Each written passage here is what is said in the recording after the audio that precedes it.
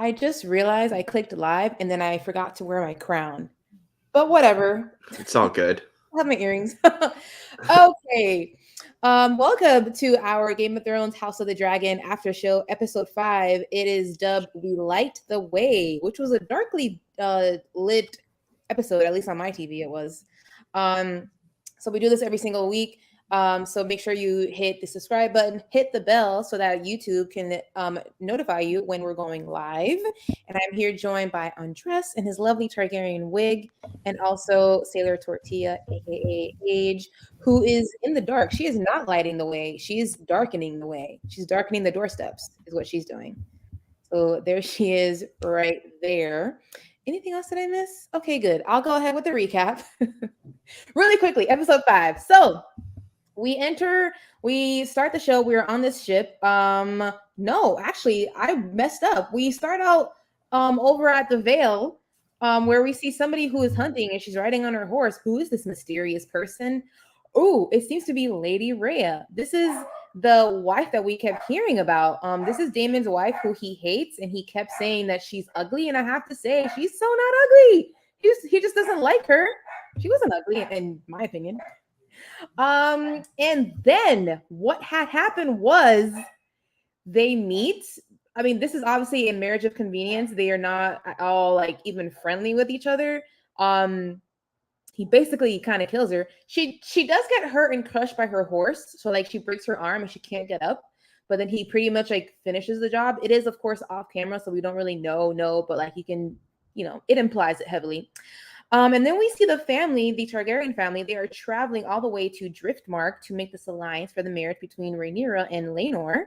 And the king is seasick. He is like getting sicker with each and every single episode. And he should not be traveling, but he made the trip anyway because he is serious about marrying off his daughter. Whew. And then we are cutting back to King's Landing, and we see Otto is leaving, and Alicent is extremely sad that her dad is leaving because now she is completely by herself as the only sole Hightower in King's Landing. They have a moment, and Otto is basically telling her, hey, I know you're not a fool. Stop choosing not to see things. Keep your eyes open. And he dips, and he's also kind of mad at her. And he basically warns her that a war is coming because Rhaenyra is still heir, and, the realm is not going to stand for that. We go back to Driftmark where we see this meeting happen. The king meets with Corlys and Princess Rhaenys, who is the queen that never was, and they basically make this alliance, marrying off their children toward each other. And the Velaryons feel very strongly about, this whole heir business. So Viserys is pretty progressive, saying like, she's still my heir, and whatever kids they have, if they're firstborn, it doesn't matter the gender. Whoever's the firstborn is going to be the next heir. Duh, that's how it's gonna go. But they're like, but this whole situation with the heirs.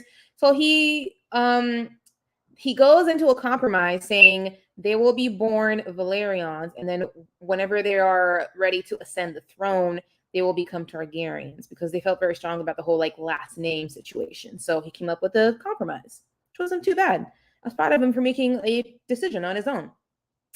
And also in Driftmark, King Viserys learns of Rhea's death, doesn't really question about, whether this was like a true hunting accident or not. And then let me skip down here. Laenor and Rhaenyra are trying to bond. I didn't catch this until like inside the episode, but I guess she's having a conversation, letting him know that she knows that he's not into women. It's okay. Like we'll both have like our marriage in name only, and we'll both have our own sort of relationships outside the marriage. And Corlys and his wife are having a conversation. She is basically very terrified for her son, saying that he's going to be in danger because she knows that because of Aegon, like people are going to feel very strongly about him being heir instead of Rhaenyra. So I feel like she already like foresees this war coming on, and Corlys is still on team, but you, my wife, you are the one who should have been the queen anyway.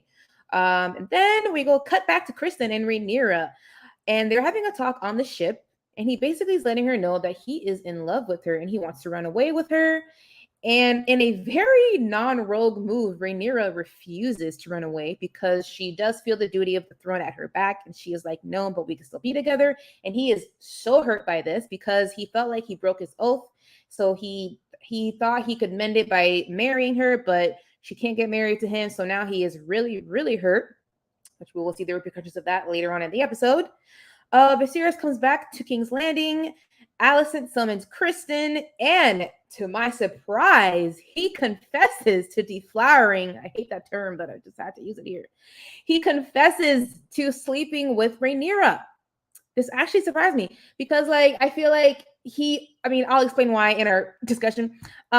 He asked for death and because he is so heartbroken. Like, he would rather die than being like tortured or whatever.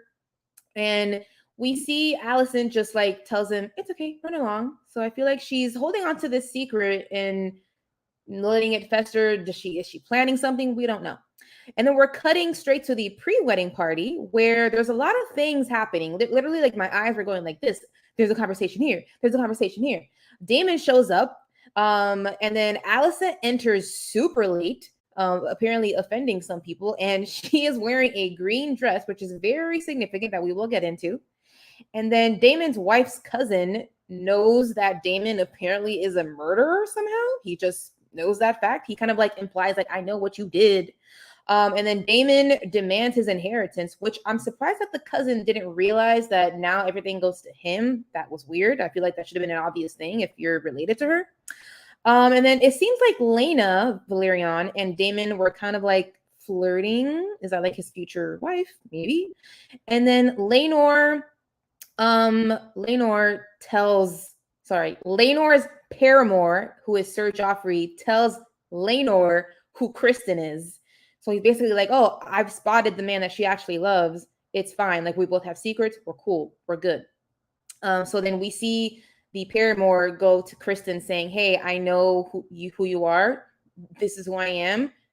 We have the secret. As long as we keep it that way, we're all going to be safe. We're all going to be good. And then we clearly see Criston in this wedding. He's still like staring at Rhaenyra. He's still very sad. He's like, I wish you were mine, and can't get it. And then we're cutting straight to this wedding fight, which I have to say I have a lot of thoughts on.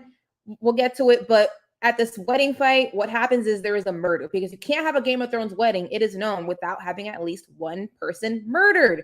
And that's what happens. We'll get more into who got murdered when we get into our discussion.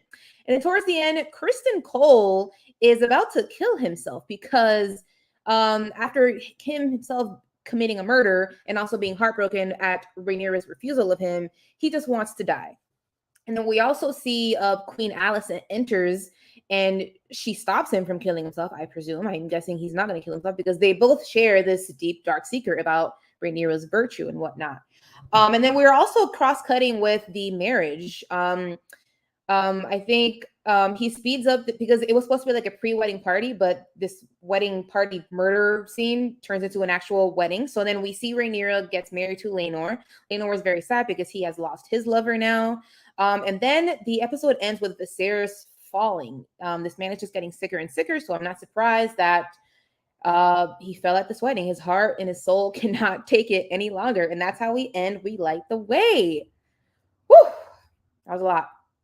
Okay, I talked a lot, so I'm going to ask y'all for your rating on this episode 5. Woo! I thought that was so good. I'm going to give it a 4.5. I think that a lot of things happened, a lot of things we expected. Also, for everyone who's paying attention. Oh, you're cutting out, Boo. We're off because I'm in a hotel room recovering from a leg tattoo. Okay, fine. Viserys is pain. His whole life is pain. That was great. 4.5. Okay, and Andres, your rating, please. And why? Wow, 4.5 is really high. I'm gonna go with the 3. I thought it was basically a solid, like, transition setup type episode. I also give it a 3. I liked a lot of it, and it kind of lost me a little bit towards the end. Maybe somebody can explain it to me. I just thought it was a weird way to film like a fight murdering scene. It didn't really work for me. But I love that. I didn't I like love it. that it didn't work for you. I know that I'm I thought it was chaotic and it was good because in real life, like, you don't just figure out what's happening immediately. But I'll digress for later. I'm like jumping way ahead here, but the thing is that the way it was filmed in the beginning, I was like, okay, like they're keeping us suspenseful. They're not showing us exactly what's happening in the middle. Like, we don't know. So I thought that like slowly or surely, like the camera was gonna like let us know and like reveal like what exactly happened, like who started it. And then you also saw like some red coats. I thought they were like Lannister soldiers coming in, so I was just confused as to what the fuck was happening. Um, but then like I guess we're just like deduced like Criston Cole finally like snapped and like murdered this man who begged him to keep it secret. It didn't really hit the spot for me, but Yeah, I actually agree with you, Mosa. I think it was a little like I don't mind like the chaoticness of it, but like when the reveal came and it was just Criston Cole beating the hell out of that guy, and you don't really understand what led him to that, besides just frustration and like anxiety and all paranoia and all this stuff. It just kind of feels like I missed a scene there. Yes. That like what really. What finally triggered him? I think I would have probably liked to see that. I needed that because I was confused. I was waiting for them to show, did someone say something, or like did someone bump into him at the wrong time? Like what the fuck happened? What happened? I thought there was like some kind of scheme going on where somebody was trying to like maybe get to Rhaenyra or somebody, Yeah, because those soldiers came in too, like the ones with like the red coats. They looked like Lannister soldiers to me. So I thought like something else was gonna be like revealed or like more information was happening. So that's why I was just confused.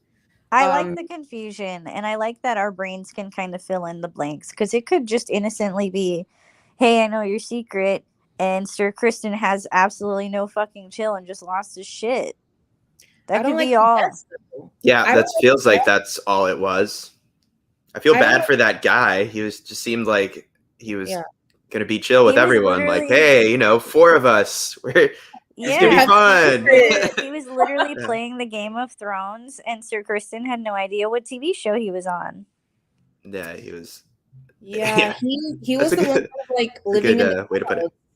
That is a good way to put it. He wasn't playing the game. Criston Cole was kind of like living in this cloud, thinking that like Rhaenyra would actually, I mean, she is kind of roguish, right? Like she does what she wants, but she's also not that roguish, because she's like, I can't run away with you to Essos, can't do it. And he was like butthurt about that. I know. Why was he surprised? He's such a dummy. She has that thing in common with Daemon, where they do at the end of the day care about the Targaryen name and preserving its power on the throne. When he was giving her that option, though, I knew she wasn't going to take it, obviously, but I was like, this is the best option for you. Things are going to get crazy when your dad dies. I love her. It would have been a good option, because her king is somebody who wasn't going to be actually interested in her anyway. It would be like literally just a marriage in name only, and we could have just had our own like love story on the side. But clearly he was not having it. He was like, I broke my oath for you. So. Are we doing characters yet? Can we start off with Criston? Because we're already talking about him a little bit. Yes, good call. Yes, we're talking a lot about Criston Cole, who had a huge episode this episode. Let us know in the comments your feelings and thoughts on this guy who I was like, you're a sexy night bodyguard, but he let out such rage this episode. What the heck? Yeah, I wonder if we're supposed to think he's like crazy. But what I got out of him before that, which confused me a little bit, since like we mentioned, we didn't see the transition, was obviously, Rhaenyra, they had sex. He's like, feels like a duty now. But also that other, beyond like that, him actually loving her and stuff, was a lot of guilt about the oath. The oath, yeah. Yeah, right? Like that's what's really freaking him out, is what's going to happen when people figure that out. Like what's going to happen to him. My biggest issue is that we weren't ready to see his emotional vulnerability. He's a much softer man than anticipated. It's like he was like, Mr. McConaughey of the show, and he lost like 10 attractiveness points just because he was so like, oh my God, marry me. I don't know. It was weird. I didn't expect it from character, but I guess we didn't get a lot. Yeah, we didn't get a lot of character work from him, so I guess I shouldn't be surprised. It just wasn't what I expected from him. Yeah, I didn't expect his like marriage proposal and him being like that. Like dude, how can you be that surprised that she's not like saying yes right away? Do you realize like the weight she has on her shoulders? Yeah, like what the hell is House Cole? Who's ever heard of that shit? Yeah. Yeah. Well, we know he's a knight who can actually fight, so he's got that going for him. But like, also kind of like fuck him, because I'm sorry, when he confessed the truth to Alicent, I get it that like he doesn't care to live anymore. His heart is broken. His oath is broken. I just want to die. But like, your secret is also affecting the person that you claim to care about, which is Rhaenyra. So he's not that great of a guy. Yeah, that's why I think It's because she thought she was gonna like marry her to whatever, but no, he needs to go. He's not it.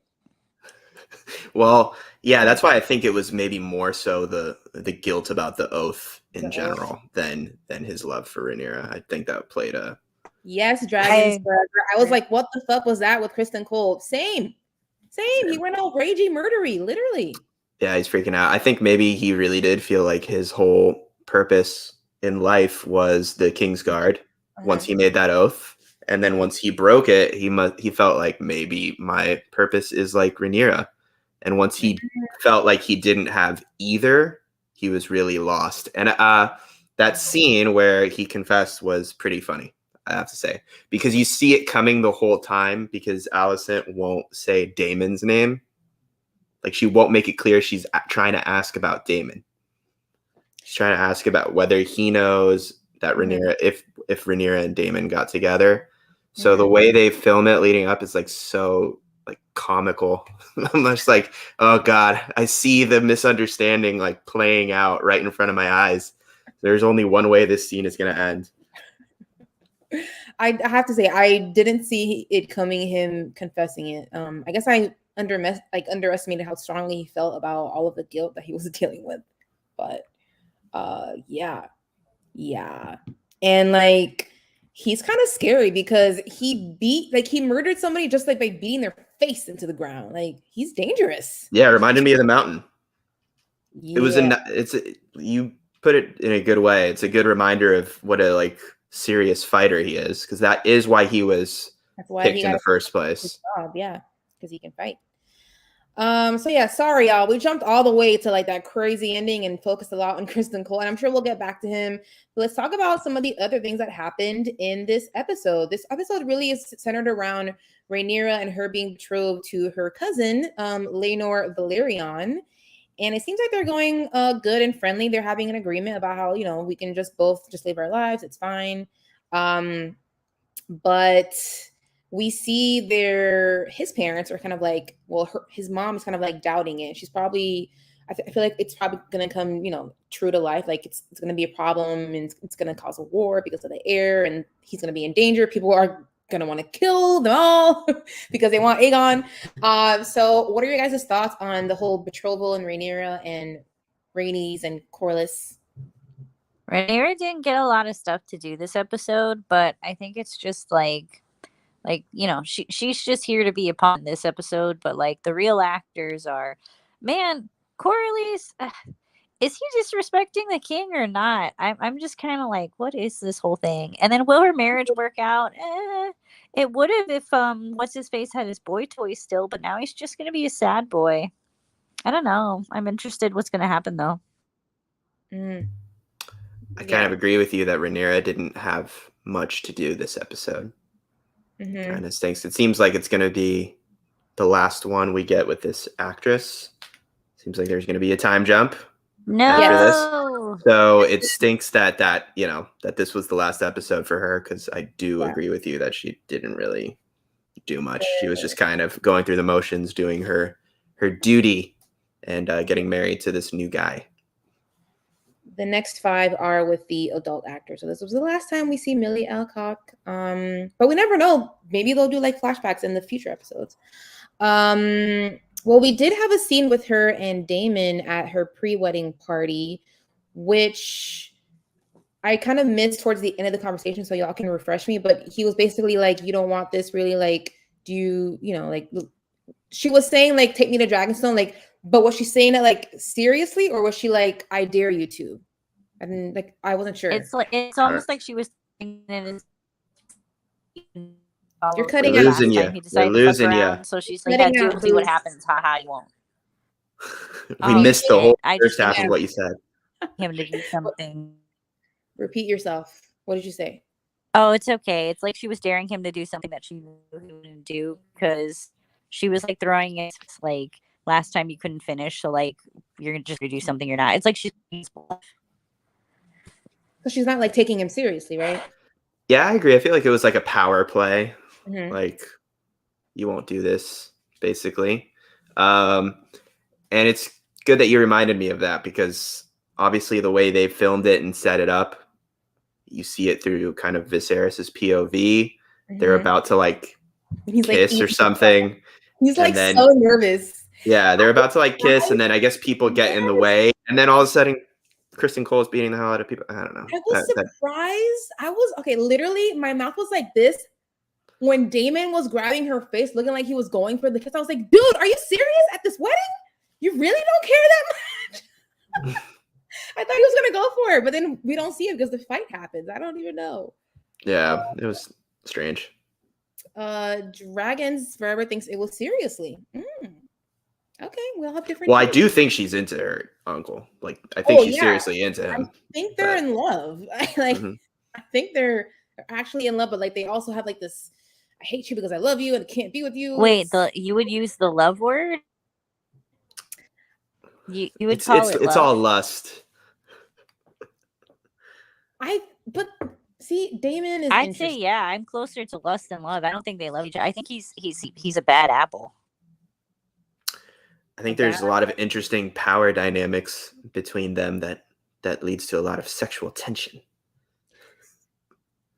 I'm gonna say that he does love her. Yeah. And he is kind of the cause for like her sexual awakening, I feel like, because like he kind of like made her feel these different things, and that's why when he couldn't finish, she went off to see Criston. So, but we did open up the episode with Daemon at the Vale, which I didn't realize it was the Vale until like the reveal of his wife. What did you guys think of this scene, and what do you think his motivations were? Because at first I thought it was interesting because in the last episode, no idea. He was all for having 2 wives. He was like, hey, Aegon the First did it. I'll have 2 wives. I don't care. But then now it's like, no, I want none, or maybe I just want one, my niece. So what was his motivations for killing his wife? Yeah, I think you see part of it in that the whole thing second half of the episode. She's delayed. Okay. I'm sorry. My connection's so shit. I was so confused. I didn't think he was going to actually kill her, but wow, what the hell? I don't get him. I don't get him at all. It's like sometimes he has like some sensitivity and some gentleness, right? But then like he fully murdered somebody. I know he didn't like her, but still, like, damn, like I'm sure it wasn't her fault that she had to marry you. And she seemed cool on top of it, which was really frustrating.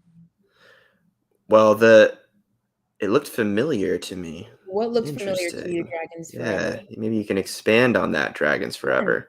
But I will say that you get a little peek into his motivations in the second half of the episode when he talks about the fact that he's going to inherit everything that belonged to his wife. So he got her out of the way, but he potentially gets her inheritance. And yeah, I mean, he was not a fan of that political arrangement. I think he'd rather have a political arrangement with his niece or someone of his choosing. But like, what's the alternative if he didn't kill that lady? Yeah. What was so bad about that lady being alive? He didn't like her, and he, I guess, wanted she was just in the way. Yeah, he wanted her lands and stuff. And it looks like he was getting flirty with his cousin Lena, so I think that probably will be his next wife, since now Rhaenyra is married to their other cousin. Wait, that's right. Was flirty with who? He was flirting with Lena Valerion. The little one? Yeah, Corlys's daughter. Yeah. Oh, how did I not catch that? Oh, whatever. There was a lot going on. The Vale where we see Daemon killing his wife. You're saying the Vale looked familiar? Yeah, I kind of thought it was the Eyrie, but I wasn't certain. But once they revealed who she was, I was like, yeah, that's right. That's where we are. Yeah, because I think like that scene was there for a purpose. Because like we see her kind of like looking at him, and then they kind of like dance together a little bit, and they're talking. I think they're kind of setting up them joining in a marriage of convenience as well. So I think that's why that scene was there, because now he needs a new wife. I think so too. I think there was something up with that. Yeah. Other characters of note. Do you guys want to? Did I put her here? Do you guys want to talk about Rhaenys? Because when she said what she said, that's when I realized, oh, your son is gay. Okay, I get it.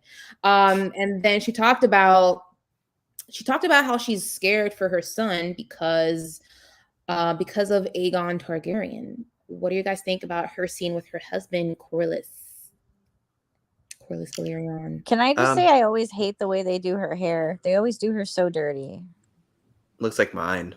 The wigs aren't the best. Yeah, her hair was bad. Her conversation with Corlys, that was basically, I mean, the only interesting scene that she had in this time. I think everything she was saying made sense. I think Corlys is pretty... Daemon likes 5 women, I think, Dragons Forever says. I think you're right, Dragons Forever. Oh, yeah, he likes Rhaenyra, Mysaria, and now Lena. He's spreading out like his options so that he falls into some power. The different options for him. Yeah, but Corlys and Rhaenys, I mean, they want like a path to the throne. I'm sure they're already planning what's going to happen after Viserys' death, like so many other people. And yeah, they might have to be in on the plot to kill little Aegon or whatever. Kill Aegon, or yeah, Aegon's the one that's going to put their kid in danger. Yeah. So killing Aegon or killing Aegon and Rhaenyra? Because Aegon also have a little sister. That's the other aspect of it for sure. He does have a little sister, because we saw Alicent at least have 2 kids. Mm-hmm. Yeah, because there's going to be that whole thing like with the name. Like you said, it was a great compromise, but it's also very easy for them to be like, sure, yeah, we'll do that after you die. I'm sure. Yeah. Go ahead. You got to sign stuff. You got to sign. Yeah. Which I noticed random, because they made a comment about how like Viserys shouldn't have traveled all the way to Driftmark, and I was like, damn, why didn't they just send a raven? And there hasn't been ravens on this show, right? Like, where's their email? No, we've only seen rats. They're everywhere. Yes, and when they ended the episode with that shot of the rat drinking the blood, it's the same rat we saw after Alicent had terrible sex with her husband. So I was like, what does the rat mean? Is the rat eating away at his skin at night? I actually think the rats have meaning. I think the rats are going to have some kind of significance. I'm saying, like, is it like metaphorical, or like what are we supposed to be picking up? No, apparently. So I don't know what it is, but I know that the book readers say that the rats do mean something. So there is something up. It's definitely symbolic in some way. Dragons Forever said she liked Rhaenys', or he or she, I don't know, said she liked Rhaenys' dragon outfit. So I just wanted to... She was wearing pants, and I was like, oh, she just got off her dragon. That's why she's wearing pants. Yeah. Just want to acknowledge that comment. I did not notice the dragon outfit, but somebody was a fan. I noticed it. I noticed it too, Dragons Forever. Thanks for calling that out and making me talk about it. Oh, why are there rats in the show? It's nasty. I hate rats too, Dragons Forever. I don't know.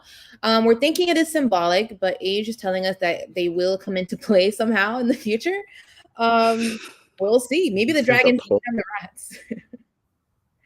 Who else did show up? Okay, so we saw Otto leave, and then Sir Lionel becomes the new hand, and then the guy who tells Alicent, Rhaenyra, the guy with the stanky leg. Yeah, is that Lionel's son? I don't know. Yeah, I don't know about that. I don't know who that was. He just popped out of nowhere, and it seems like he's got a plan. You're right. He reminded me of like Littlefinger a little bit, like just with like the like he had like...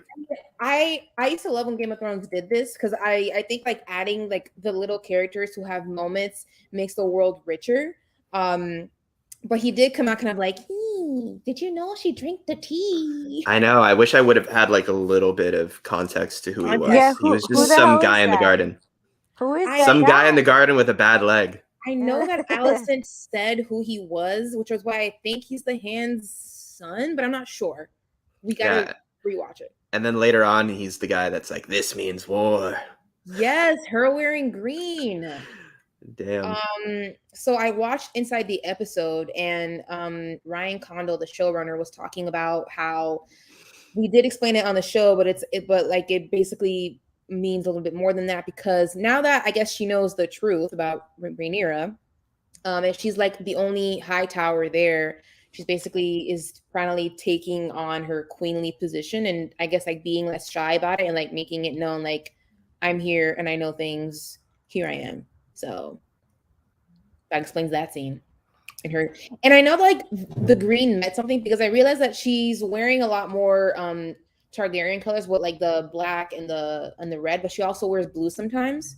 And she hasn't worn green that much, so I knew that it like meant something. Yeah, it looked big. It was a big moment. I think between the advice her dad gave her about how if Rhaenyra's succession is in question, that means her own children are in danger. Added that onto the fact that she kind of found out Rhaenyra wasn't fully honest with her. Mm-hmm. So now she knows that Rhaenyra is not 100% trustworthy. And if she can't trust someone that could potentially put her kids in danger, I think it's on. I think that's what the green represented. She's like, okay, my duty now is to fight for my son's position on the throne, because I know that you will be fighting for it if I don't. Can we just go back and talk about Otto real quick? Because I also feel like he directly blamed Alicent for Viserys' decision. Yes. But like, Otto definitely acknowledges or believes that Alicent does have a lot more power than even she is willing to accept, or maybe like now she'll accept it. But I thought that conversation was illuminating. Yeah. He's kind of basically letting her know, like, you need to like step the F up, because like you're in real danger now. You need to open your eyes up and do your duty. I wonder if we'll see him again. Do you think he's gone for good? Nah, he's got to come back. Nah. Yeah, I think he'll come back. We may not see him, I guess, until Viserys is gone. Mm-hmm. You know? Which always feels like it's right around the corner, but doesn't, just doesn't quite happen. Did y'all, I'm guessing y'all didn't see the preview for next? I did see the preview for next. I'm like surprised. Yeah, right? He looks like the Crypt Keeper. Yeah, like, I was like, dang, he's still around. But it makes me like him more. I don't know. Because he won't die. Damn, this guy won't die. He won't die. He's falling apart. I'm excited. I'm excited for next week just to see his ass. Yeah, and there's like a lot. I'm sorry, like you're gonna see it on freaking Reddit. Okay, age. There's a lot of kids. Like, yeah, like, I don't know what that's about. Maybe that's connected to the rats somehow. I feel like there's more kids than rats. Wait, what about the kids? They are multiplying. Yeah, in the trailer for next week, there's like a lot of kids. And you don't know whose kids they are. They're just running around the castle. A lot of heirs. Yeah. Who else did we see this episode? Let me see. Any thoughts on the Hand? I don't have like much to say about him just yet. He looks like Sam, and it fucks me up every time. I'm like, it's Sam. It's not. That's a different show. I thought it was a good scene. Not sure which scene, how much it connects to anything in the long run, but I enjoyed the scene where I thought Viserys was gonna die. He's like there dying, talking about his legacy, like what will it be? I wish I was tested. The people who are tested wish they weren't. That was my favorite scene with the new Hand of the King. I feel like we've been talking about that a lot. Like, he hasn't done anything. What has he done? What's he going to be known for? So it was nice to see an in-universe conversation about like the meta, about like is Viserys a good king or not? Yeah, it was like nice. humanizing again. And I think it's clear what his legacy is going to be, is that he kind of left the line of succession in doubt by going against so many of the norms. And there's probably going to be, whose fucking kids was in the next trailer, Dragon's A Crown lot. Brass? We It's don't know everywhere. yet, but there's room for everyone to have at least one, it seemed. Yeah. But yeah, I liked that scene, and I like Viserys questioning his own legacy. Yeah, the thing is, I kind of missed a little bit of it because I just kept looking at his gross arm. Like, what the hell? He's falling apart, man. It's so He's gross. falling apart. There was like 3 scenes where I thought he was gonna die. I thought he was gonna die in that scene. I thought that he was dead. I was like, okay, bye. I thought then he looked like $1 million at the wedding. And here's the funniest time I thought he was gonna die. When Alicent was coming out and like he was giving a speech and he just like stopped talking. Heart attack. I was like, dead. He was gonna kill over. Dead. I thought it was a stroke. Yes. And after he was having his talk with his new hand, I thought like when that scene was over, it was gonna like cut to a funeral scene. It didn't happen. Yeah, I thought he was gonna die like 3 or 4 times in the episode. And his nose bleeds, thought he was gonna die. And then as soon as I saw the trailer and saw that there was gonna be a time jump, I was like, okay, he's dead. Dead, yeah. I was like, oh my god. Oh my god, he's still here. He won't die. I'm gonna need a new wig next week to like do him justice. His hair, he's got like 2 hairs left. He looks so gross. Poor what? Yes. Yeah, girl. He looks great. This is fun. Yeah, I like that my prediction of him falling apart is coming true. That's now great. makes me think, damn, is he gonna actually be in all 10 episodes then? Because I thought for sure, like once they cut to them being adults, that he would have been like gone by then. He's just gonna be an animatronic puppet by the end of it to sell it. I wish that they would say what's wrong with him already, because I'm curious, like what exactly is killing you? I want to know. He's got the Middle Ages. Middle Ages? Just the whole Middle Ages. Stresses and infections and diseases and all that. Yeah, they don't have penicillin. Yeah, but what diseases? What infections? I want to know.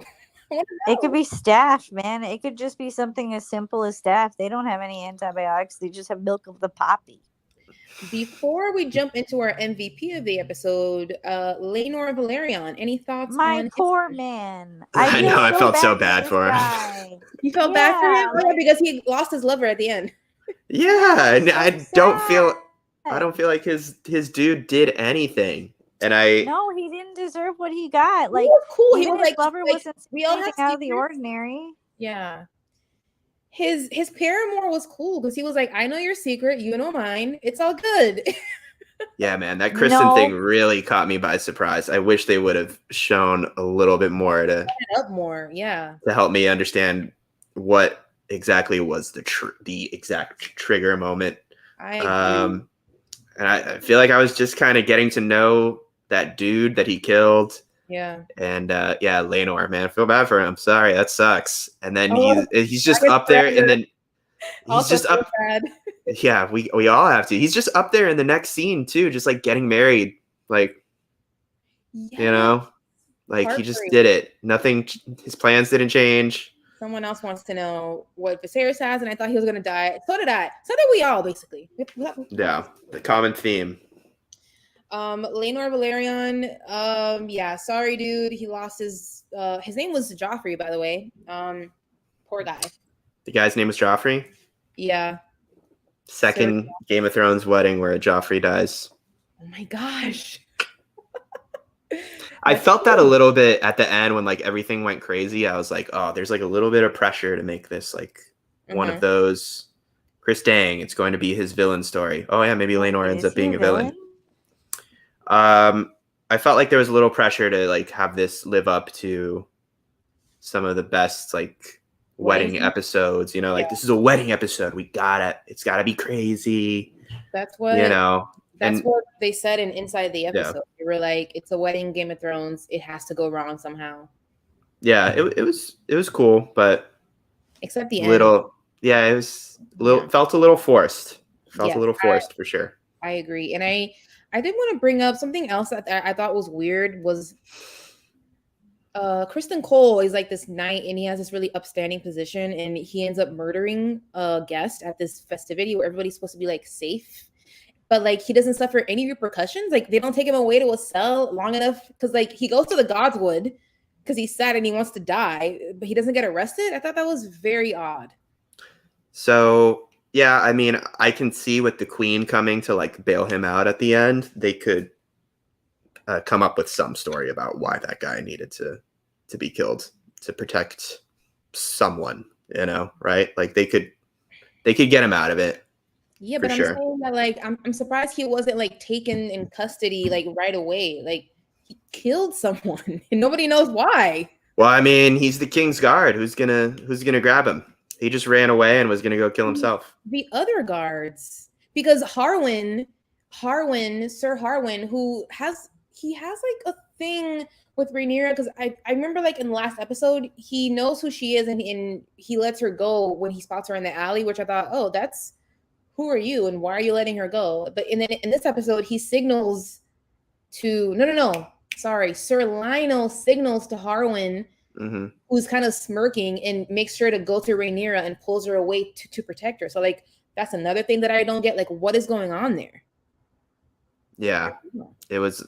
I thought, I don't know, man. I had so many thoughts going through my mind when all that ruckus was going on. I was like, is there a plan that's like being put in place that's like being taken out here? I was like, I don't know. Yeah. That's I thought it was all part of a plan. I thought we were looking at a distraction, and then I saw it was just Criston Cole and his feelings. I know. Taking it out on some poor guy's face. Jesus. God, he just like mashed it. But yes. Are there any predictions for the rest of the season? I don't know. That trailer for next week threw me off. But now I'm excited about Viserys' 2 hairs left. That's that trailer also threw me off, Andres, because I really thought like he wasn't gonna be there anymore. Like, he was gonna die, and then like there's also like so many kids. I don't even know what's gonna happen now. No idea. Yeah, I mean, it seems like what I get is that everyone's just sitting around waiting for Viserys to die.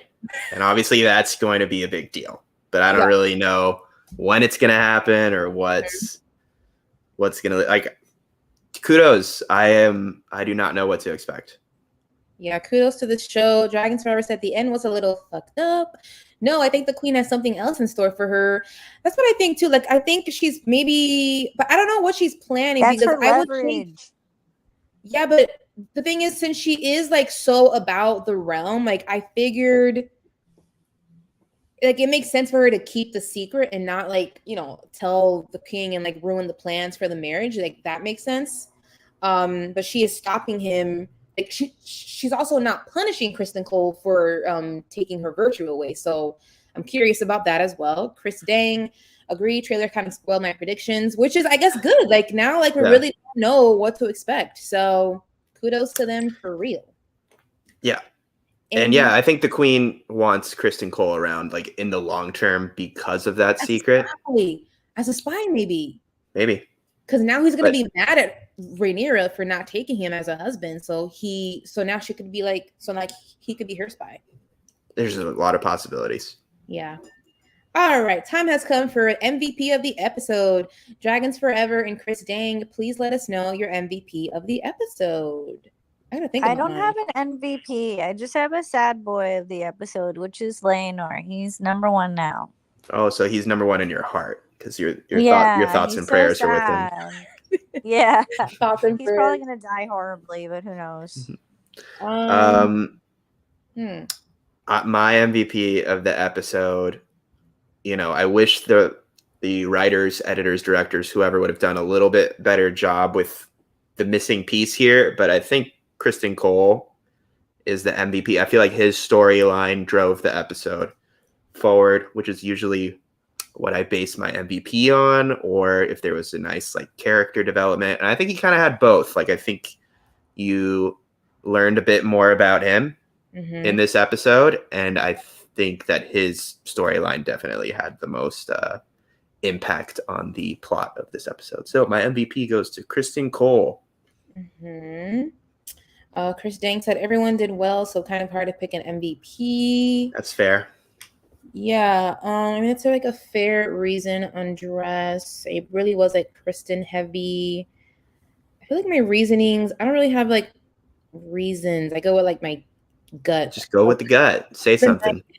I mean, I mentioned it earlier. I liked the decision making with Viserys when he was talking about what's going to happen after his success, like after he dies, and he was having the conversation with Rhaenys and Corlys about the compromise that they come to, and I liked seeing that discussion. Because I liked that they didn't just say yes right away to his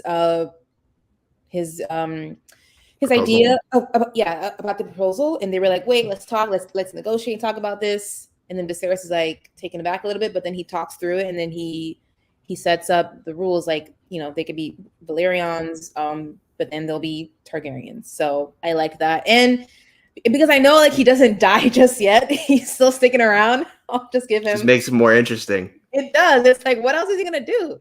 I do want to say this might even be a tie. But it's at least second place. Alicent Hightower. I feel like this is the episode where she became the queen. The green dress moment. Yeah. She became the queen right there. She's gonna start sticking up for her babies. Yeah. Criston Cole and everyone else are everyone else. I'll take Criston Cole as your answer. Dragons forever. Thank you for playing the game. Cool. We lost Adriana, but we got her for most of the episode, so I'm thankful. There you go. She's in another location, so she's having some connection issues, and she's recovering from having a new tattoo. But cool. Thank you guys so much for joining us. We have this weekly show, so make sure you subscribe and also hit the bell. And if you're watching this in the future, in the comments, let us know from 1 to 5 dragons how you rate this episode and who is your MVP and your thoughts. Your thoughts on Criston Cole. I could already see TikTok being ablaze right now with this revelation of this guy who looked cool and calm and is actually kind of a psycho inside. He is. A little bit of a psycho, yeah. Just a little bit. Yeah. That was fun. Cool. Catch you guys next time for episode 6 of House of the Dragon. Say bye. Bye. Always fun.